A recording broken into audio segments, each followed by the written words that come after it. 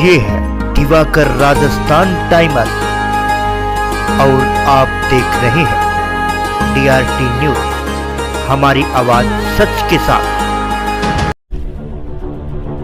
नमस्कार, स्वागत है आपका DRT न्यूज में। अगर आपने अभी तक DRT न्यूज चैनल को सब्सक्राइब नहीं किया है तो अभी सब्सक्राइब करें और बेल आइकन प्रेस करें ताकि आपको हर न्यूज का नोटिफिकेशन मिलता रहे।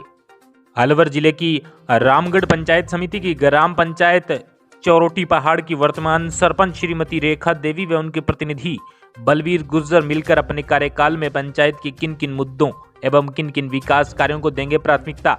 आइए सुनते हैं DRT न्यूज स्पेशल मीटिंग के दौरान हुई विशेष वार्ता को। नमस्कार, आप देख रहे हो DRT न्यूज चैनल। मैं आपके साथ संवाददाता वीर सिंह। तो आज हम पहुंच चुके हैं ग्राम पंचायत चौरोटी पहाड़ के अंदर।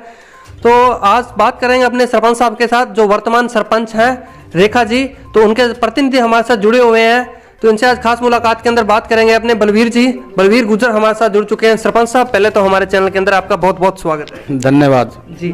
तो सरपंच साहब, अगर अपने बात करें आपके राजनीतिक परिचय की, तो कितने टाइम से आप राजनीति में हो? अभी मैं तो नया सरपंच ही हुए हैं फिलहाल तो, बाकी पीछे से तो बुजुर्ग थे करीब 30 साल पहले से तो। जी सर। लेकिन अब तो मैं ही जुड़ा हूँ, अब की बार ही जुड़े हैं हम। जी सर। हाँ। तो सरपंच साहब, अगर अपने बात करें मुद्दों की, तो आपको ऐसा सबसे बड़ा क्या मुद्दा लगा जिसकी वजह से आपको चुनावी मैदान में आना पड़ा और आपने ये सोची अगर मैं सरपंच बनता हूँ, अगर मेरे को जनता इस सरपंची पद का ताज पहनाती है तो मैं सबसे पहले इस समस्या का समाधान करूँ? ऐसी कोई समस्या आपने?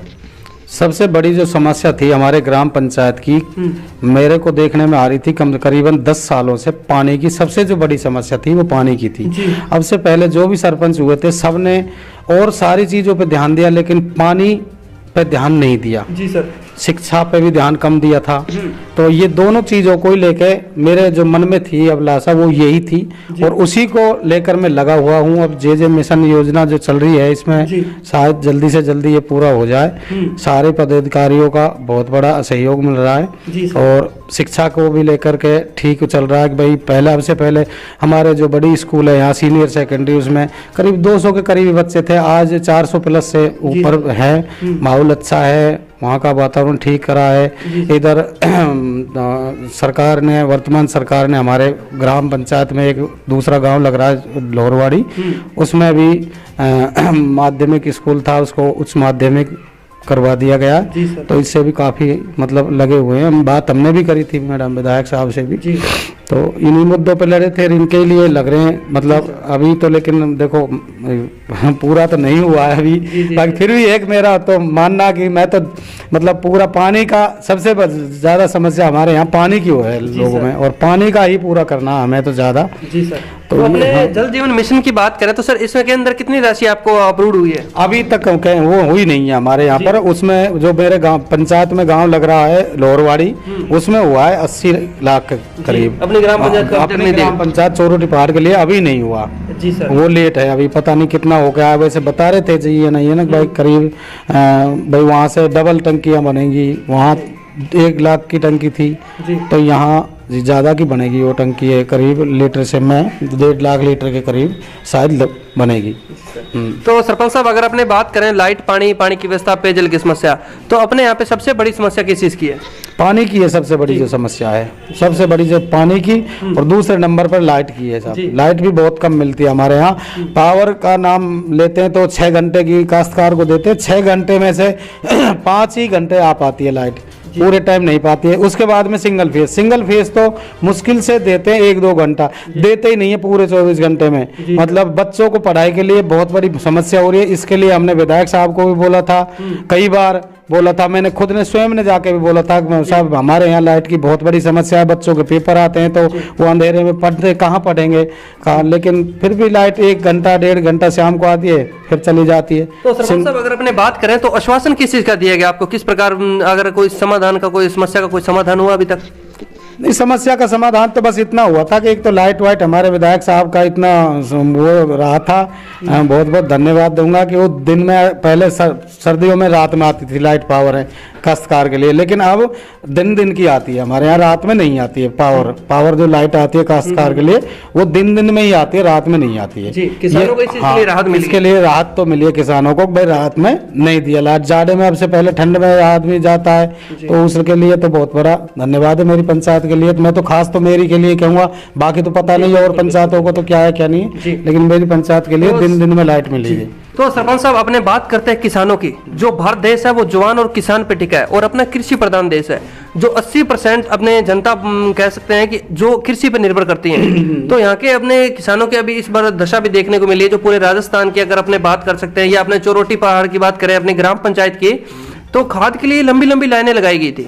तो हमने यहाँ का क्या स्थिति थी, इसके बारे में बताओ थोड़ा। नहीं, रही थी एक बार तो थोड़ी किल्लतें आई थी, लेकिन इतनी ज्यादा कोई खास नहीं रही थी मेरे यहाँ। तो ठीक व्यवस्था मिली मेरे यहाँ। कम से कम 3-4 ग्राम पंचायतों के बीच में मेरे गांव में ही वो है, यहाँ खाद वितरण होता है। हाँ, खाद बीज जो वो बोलते हैं सोसाइटी मेरे यहीं पर है वो, ना कि इधर साड़ोली तक भी पंचायत तक भी मेरे यहीं से जाता है खाद, और इधर बलवंड का साइड, इधर सारे जगह मेरे यहीं से, ककराली साइड के भी लोग यहीं से ले जाते हैं। बाकी इतनी कोई किल्लत मेरे यहाँ ज्यादा नहीं आई थी।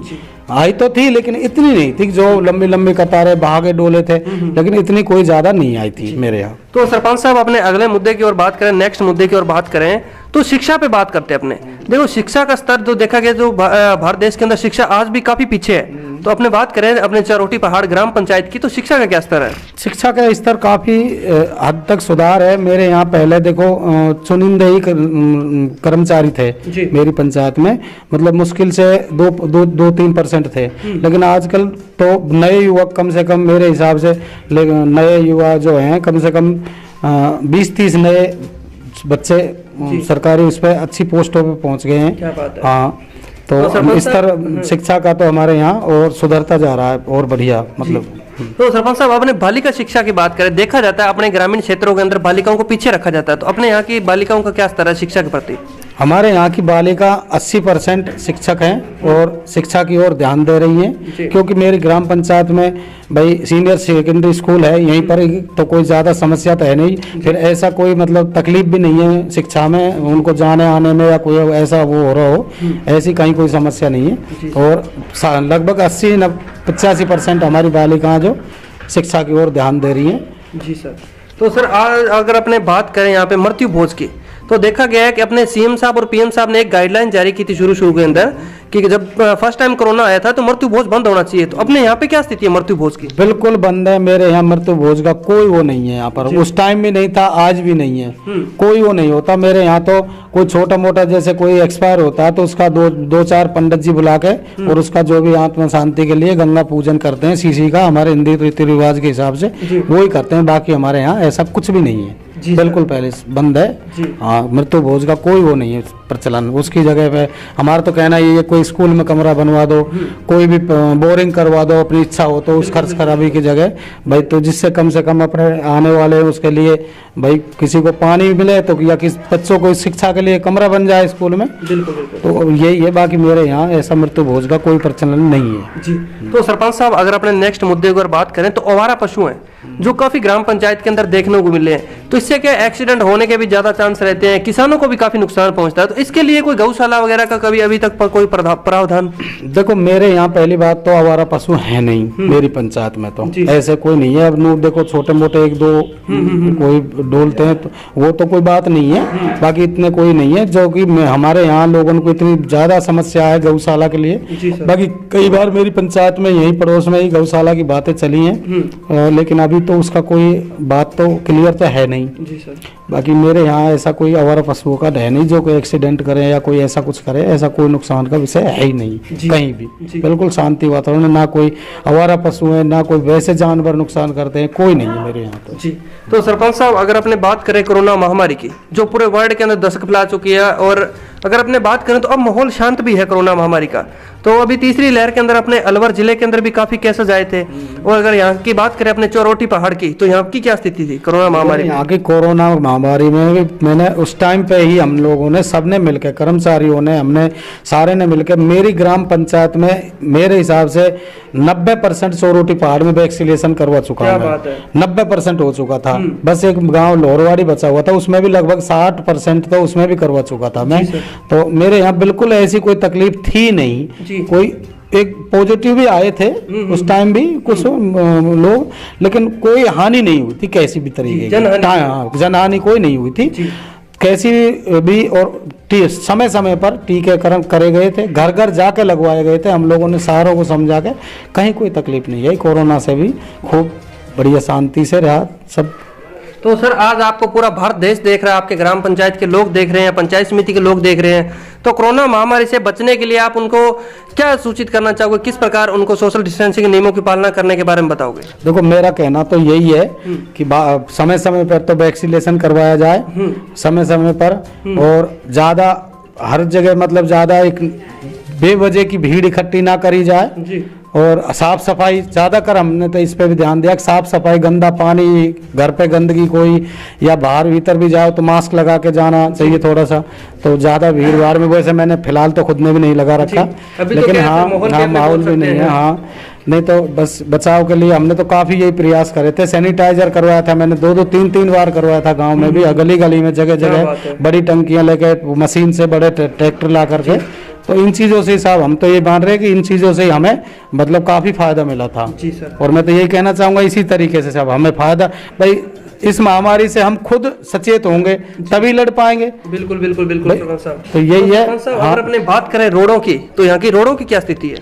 नहीं रोड हमारे यहाँ ठीक है, बाकी कुछ रह रहे हैं जो अब पंचायत के द्वारा भी चल रहा है, काम हो रहे हैं, लेकिन हमारे यहाँ इतने ज़्यादा रोड खराब नहीं है जी, पहले से ही ठीक है चलते आ रहे जी। और रास्ता वस्ता इतने ज़्यादा नहीं है कोई खराब, हमारे यहाँ पर अच्छी स्थिति है रस्तों की। तो मेन मुद्दा तो हमारे यहाँ तो समस्या का है जो पानी का है जी सर जी है, बस पानी का जिस दिन मुद्दा ठीक हो जाएगा उसी दिन साहब ठीक रहेंगे। पीने के लिए पानी की समस्या बहुत ज़बरदस्त आती है, क्योंकि लाइट सिंगल फेस भी नहीं आती, पावर 6 घंटा आती है, 6 घंटा में पावर कनेक्शन किसी के पास थोड़ी हो, तो कृषि का कनेक्शन है जी। हाँ सर, आज आपको विद्युत विभाग भी देख रहे हैं, तो आप लाइट के माध्यम से आप उनको क्या अवगत करवाना चाहोगे? लाइट में देखे हूँ मेरे यहाँ सिंगल फेस की लाइट की बड़ी समस्या है, इसको हाथ जोड़ के निवेदन है कि इसको थोड़ा सा और बढ़ा दें, तो उसमें क्या है पानी की भी पूर्ति हो। और दूसरी बात ये भी है कि भाई बच्चों के लिए पढ़ाई लिखाई के लिए पेपर आ रहे हैं आगे से, मार्च का महीना आ गया, तो उसमें क्या बच्चों को भी दिक्कत नहीं आ पेपर वेपर में भाई पढ़ाई लिखाई के लिए। बस यही कहना चाहूंगा, मेरा तो यही निवेदन है कि लाइट को थोड़ा और बढ़ाएं सिंगल फेस को। हाँ तो ये थे हमारे साथ सरपंच प्रतिनिधि जिन्होंने अपनी ग्राम पंचायत और पंचायत समिति के लेवल के अंदर हमने ग्राम पंचायतों की समस्याओं के बारे में बताया। तो सरपंच साहब आपने हमें 10 मिनट टाइम दिया, आपका भी बहुत बहुत धन्यवाद। धन्यवाद आपका, आपके चैनल का, और सभी को मेरे भी राम राम जी। तो सर एक मेरा सवाल और रह गया, अभी आगामी आने वाली होली का दहन, तो अपने बोल सकते हैं होली का त्योहार आ रहा है, तो आप अपनी प्यारी प्यारी ग्राम वासियों को, अपने वोटर सपोर्टरों को, आज अपने देशवासियों को आप क्या संदेश देना चाहोगे हमारे चैनल के माध्यम से? देखो मैं तो यही संदेश देना चाहूंगा कि ज्यादा रंगबारी ऐसा कुछ करना इसका, इससे कोई फायदा नहीं निकलता। प्यार तो एक आदमी से हाथ मिला के गले लग के भी प्यार किया जाता है, और एक उसके ऊपर कीचड़ फेंक के प्यार किया जाता है, तो ये कोई प्यार तो है नहीं। उसमें क्या है कि अपन को पानी भी बहाना पड़ेगा, वैसे भी खर्चा है। इसके बजाय तो ठीक है अपने एक दूसरे से हाथ जोड़ के नमस्कार, आओ भाई आओ, मिठाई खिलाएं, बैठकर एक दूसरे के पास बैठें और एक दूसरे को मिठाई खिलाओ और खाओ, यही संदेश देना चाहूंगा मैं तो त्योहार का, ये बड़ा त्योहार जो होली पे है। बहुत बहुत धन्यवाद हमारे साथ सरपंच साहब जिन्होंने अपनी ग्राम पंचायत के मुद्दों मसलों के बारे में बताया, और आगामी आने वाले होली के त्योहार पे सभी देशवासियों को हार्दिक बधाई एवं शुभकामनाएं दी। जय हिंद, जय भारत। देखते रहिए DRT न्यूज चैनल।